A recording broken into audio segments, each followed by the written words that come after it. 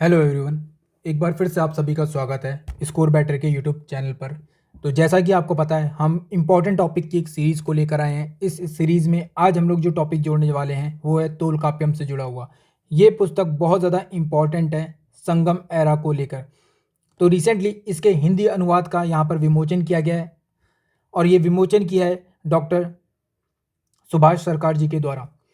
तो जानते हैं आखिर ये क्यों इंपॉर्टेंट है हमारे करंट अफेयर के पॉइंट ऑफ व्यू से। देखिए, सबसे पहली चीज, अगर हम लोग तोलकाप्यम की बात करें तो नो डाउट यहाँ पे संगम काल की बात हो जाएगी अपने आप ही। और संगम काल इतिहास के हिसाब से देखा जाए और साउथ इंडिया की हिस्ट्री के हिसाब से देखा जाए तो बहुत ज़्यादा इंपॉर्टेंट हो जाता है। और रिसेंटली अगर आप लोग देखें तो एग्जाम्स में इसको लेकर काफ़ी ज़्यादा क्वेश्चंस पूछे भी जाते हैं। अगर हम लोग बात करें संगम एरा के बारे में तो यहाँ पर 3 राज्यों के बारे में पढ़ने को मिलता है, वो है चोल, पांड्य और चेर। ये तीनों ही राज्य बहुत ज़्यादा इंपॉर्टेंट हैं। अगर हम लोग साउथ इंडिया की हिस्ट्री देखेंगे तो ये 3 राज्य लंबे टाइम तक सर्वाइव करते रहे, इतने हमले और इतने आक्रमणों के बाद भी। इसीलिए ये बहुत ज़्यादा इंपॉर्टेंट हो जाता है हमारे लिए। अगर हम लोग बात करें चोल, तो ये एक्चुअल में मैंने एक इमेज दे रखी है, इससे आप समझ सकते हैं कि इनका जो राजकीय निशान था वो क्या था। तो चोल का जो राजकीय निशान था वो था बाघ, देन पांड्य का जो था वो था मछली, और चेर का था क्या, धनुष और बाण। ठीक है। देन अगर हम लोग बात करें अपने आज के सिनेरियो के हिसाब से, तो आज राज्य मंत्री, शिक्षा राज्य मंत्री डॉक्टर सुभाष सरकार जी के द्वारा तोलकाप्यम के हिंदी अनुवाद का क्या किया गया, यहाँ पर विमोचन किया गया। साथ ही साथ इन्होंने तमिल साहित्य की 9 पुस्तकों के कन्नड़ अनुवाद का भी यहाँ पर विमोचन किया है। अब यहाँ पर एक चीज आप लोगों के लिए जानना बहुत ज़्यादा जरूरी हो जाता है, वो है यहाँ पर ये जो 3 राज्य हैं इनकी राजधानियां भी।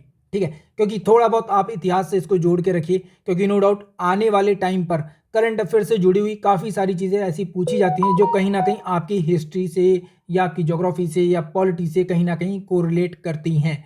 तो इसीलिए यहाँ पर इन चीज़ों के बारे में आपको पता होना चाहिए। अगर हम लोग चोला की बात करें तो चोला की जो राजधानी थी वो कौन सी थी, वो थी उरियूर। ठीक है। देन पांड्य की अगर बात करें तो पांड्यों की जो राजधानी थी वो थी मदुरई। ठीक है, यही वो स्थान है जहां पर क्या हुआ था, संगम हुआ था, तीसरा संगम और पहला संगम। ध्यान रखना, तीसरा और पहला संगम। ठीक है, पहले संगम के दौरान किसी भी तरह के साक्ष्य नहीं मिलते, क्योंकि उस समय पर ऐसा कहा जाता है बाढ़ आई थी जिसमें सब कुछ बह गया था। अगर हम लोग चेर की बात करें तो चेर की जो राजधानी है वो कौन सी है, वो है वंजी। कौन सी है, वंजी। तो ये चीज ध्यान रखिएगा, हो सकता है आपसे पूछा भी जाए कभी। ठीक है, चलिए तो आगे बढ़ते हैं।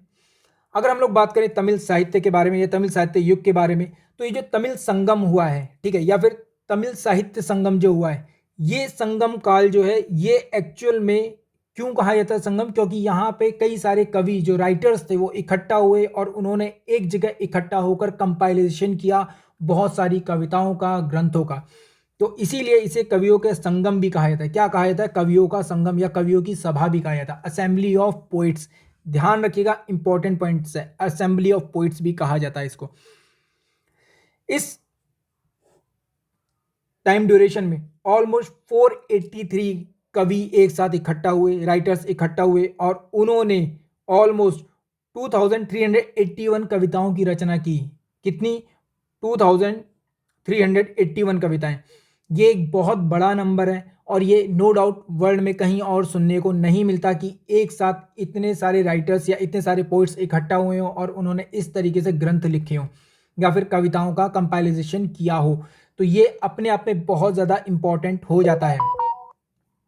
साथ ही साथ मैं यहाँ पर एक चीज़ और बताना चाहूँगा, यहाँ पे लिखा हुआ है केनकम युग। तो केनकम युग से कई लोग कंफ्यूज हो जाते हैं। तो केनकम युग एक्चुअल में कुछ और नहीं, इसे संगम ही कहा जाता है। क्या है ये, एक्चुअल में संगम का ही दूसरा नाम है केनकम। ठीक है, ध्यान रखिएगा,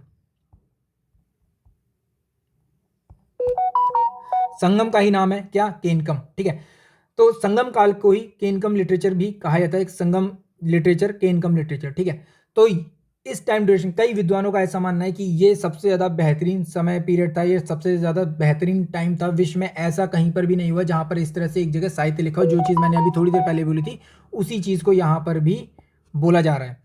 ठीक है, चलिए तो हम लोग यहाँ पर ये भी देख लेते हैं कि आखिर ये संगम हुए कहाँ पे थे। ठीक है, तो पहला जो संगम हुआ है वो कहाँ पर हुआ है, वो मदुरई में हुआ है, इसे बोलते हैं तेन मदुरई। ठीक है, और इसके जो चेयरमैन थे वो कौन थे, वो थे अगस्त्य ऋषि। ठीक है, अगस्त्य ऋषि।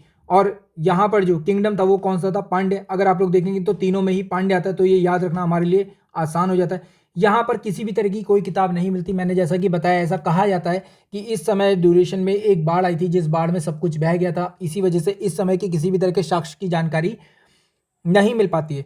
जब हम लोग दूसरे संगम की बात करते हैं तो दूसरा संगम जो हुआ है वो कहाँ पर हुआ है, वो कपटापुरम में हुआ है। कहाँ पर हुआ है, कपटापुरम में हुआ। और इसकी जो शुरुआत की थी वो अगस्त ऋषि जी के द्वारा ही की गई थी। और आगे चलकर इसे जो गाइड किया गया था या इसका जो संरक्षण किया गया था वो किसके द्वारा किया गया था, वो तोलकाप्पियर के द्वारा किया गया था। किसके द्वारा किया गया था, तोलकाप्पियर के द्वारा किया गया था, जो कि अगस्त ऋषि के ही क्या थे, शिष्य थे। इन्हीं के द्वारा तोलकाप्पियम पुस्तक भी लिखी गई थी। क्या लिखी गई थी, तोलकाप्पियम पुस्तक भी लिखी गई थी। इसी को कहते हैं तमिल की व्याकरण। क्या कहते हैं इसे, तमिल की व्याकरण भी कहते हैं। ध्यान रखिएगा, ग्रामर ऑफ तमिल, ठीक है, ग्रामर ऑफ तमिल। ये बहुत ज़्यादा इंपॉर्टेंट होता है आपके लिए, कई बार एग्जाम में ये चीज़ पूछी गई है, ठीक है, द ग्रामर ऑफ तमिल, ठीक है, तमिल की व्याकरण पुस्तक। चलिए देन तीसरी संगम की बात करते हैं, तो ये होती है मदुरई में, ठीक है। ये आधुनिक मदुरई भी इसे कहा जाता है, ठीक है, या उत्तर मदुरई भी कहा जाता है, ठीक है। तो ये इसके जो अध्यक्ष थे वो कौन थे, उनका नाम था नक्कीकर। क्या नाम है, नक्कीकर, ठीक है। और इस समय के लगभग लगभग सभी एविडेंस अवेलेबल हैं, जितने भी यहाँ पर लिखे गए ग्रंथ है वो लगभग लगभग यहाँ पे क्या है, सभी अवेलेबल हो जाते हैं। ये चीज़ आपके लिए इंपॉर्टेंट है। मैं यहाँ पर एक चीज़ और भी जोड़ना चाहूँगा। जो पहली संगम हुई थी उसे तमिल भाषा में क्या कहा जाता है, उसे कहा जाता है तलई। क्या कहा जाता है, पहली संगम को कहा जाता है तलई। जो दूसरी संगम है उसे कहा जाता है क्या, इडई। ध्यान रखिएगा। देन तीसरी जो संगम है उसे कहा जाता है क्या, कड़ई। आपसे भले ही पूछा ना जाए, बट आर्ट एंड कल्चर अगर आप लोग पढ़ रहे हो तो आपको थोड़ा बहुत तो इतना पता होना जरूरी है। नो डाउट आपसे हो सकता है एग्जाम में कभी पूछ भी लिया जाए। मैं यहाँ पे आपसे एक सवाल पूछना चाहूंगा जो आपके लिए बहुत ज़्यादा ज़रूरी भी है और हो सकता है एग्जाम में कभी आपसे पूछा भी गया हो। एसएससी या सीडीएस जैसे एग्जाम, जो डिफेंस के एग्जाम होते हैं, उनमें तो इस तरीके के सवाल हमेशा आते ही हैं। क्वेश्चन है, father of Tamil literature, Tamil literature के पिता किसे कहा जाता है, पितामह किसे कहा जाता है, ठीक है। आपको बताना है क्या, ये इसका जवाब आप मुझे कमेंट सेक्शन में कीजिएगा। तमिल लिटरेचर का पिता किसे कहा जाता है, ठीक है, the father of Tamil literature. बहुत इंपॉर्टेंट क्वेश्चन है। कई लोग तोलकाप्पियम बोलेंगे पर तोलकाप्पियम यहाँ पे नहीं है। चलिए तो आगे बढ़ते हैं। अगर हम लोग बात करें तोलकाप्पियम, तो ये सबसे प्राचीन तमिल ग्रंथ है उपलब्ध, क्योंकि उससे पहले की जो संगम थी उसमें जो भी था वो सब क्या हो गया था, बह गया था।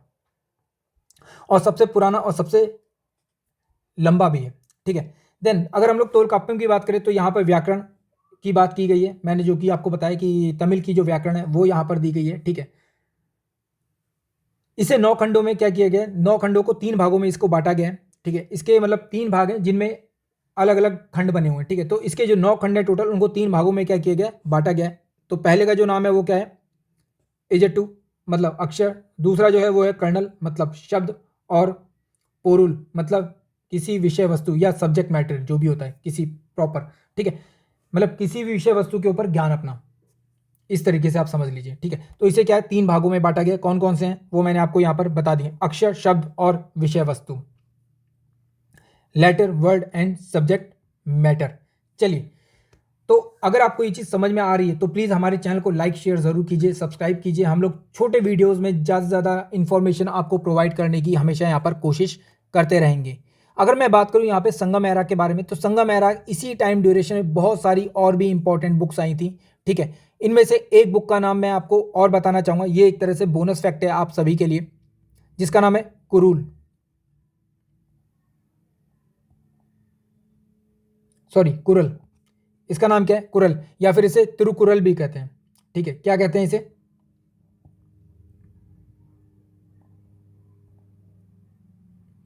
तिरुकुरल। अब ये जो पुस्तक है तिरुकुरल, ये एक्चुअल में इंपॉर्टेंस क्या रखती है, इसे पांचवा वेद कहते हैं। क्या कहते हैं, फिफ्थ वेद कहते हैं, पांचवा वेद भी कहते हैं इसे।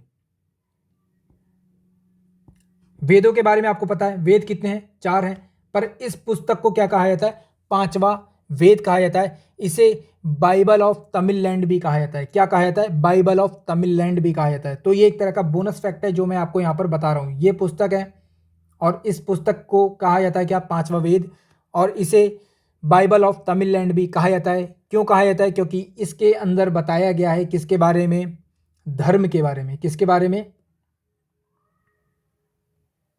धर्म के बारे में, कर्म के बारे में, ठीक है। इसके अलावा अर्थ के बारे में, ठीक है। और इसके अलावा मोक्ष के बारे में। किसके बारे में? मोक्ष के बारे में। तो ये 4 चीजें जो यहां पर बताई गई और इसी से आप अंदाजा लगा सकते हो आखिर क्यों इसको कहा जाता है 5वां वेद। चलिए, तो ये एक तरह का बोनस फैक्ट था जो मेरी तरफ से आपको दिया गया था।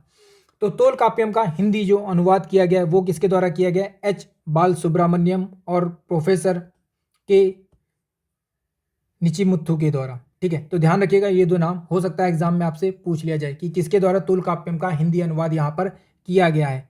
तो एच बाल सुब्रमण्यम और के निचिमुत्था। तो अगर आपको ये वीडियो हमारे पसंद आ रहे हैं तो प्लीज़ लाइक शेयर कमेंट ज़रूर कीजिए। और कौन से वीडियोस पे आप वीडियो चाहते हैं या कौन से टॉपिक के आप पर चाहते हैं कि हम आपको बताएं या डिटेल में डिस्क्राइब करें आपको, हमें कमेंट सेक्शन में बताते रहिएगा। अगर आप डिफेंस के एग्जाम्स की या स्टेट पीसीएस एग्जाम्स की तैयारी करें तो प्लीज़ हमसे जाकर जुड़ जाइए, किसी भी तरह का पैसा नहीं लगता। सब्सक्राइब ज़रूर कीजिए। Thank you so much. जय हिंद।